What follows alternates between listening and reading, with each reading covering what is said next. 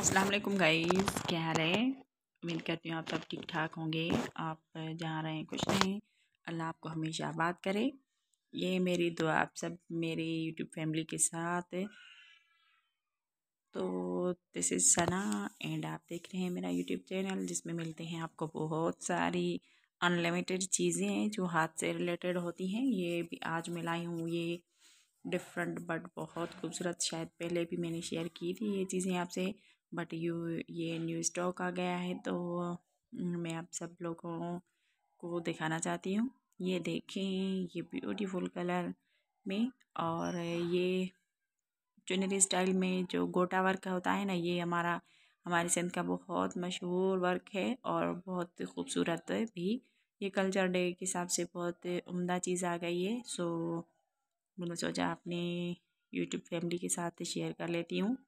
तो जहाँ जहाँ तक ये मेरी आवाज़ आ रही, मैं आप सब लोगों से ये रिक्वेस्ट करती हूँ कि प्लीज़ प्लीज़ मुझे ग्रो करने में मेरी फुल हेल्प करें। और अगर किसी को बाय कर रही हो तो मुझे कमेंट्स में ज़रूर बताएं। ये बहुत ज़बरदस्त चीज़ें, और इसका कपड़ा जो है वो स्वेज का है। इस पे सितारे का और मिरर का वर्क किया हुआ है। देखिए इसके दुपट्टे पे भी फ्लावर्स हैं, ये जो गले पे सिंपल और शलवार पे जो बने हुए हैं। तो don't forget to subscribe my channel.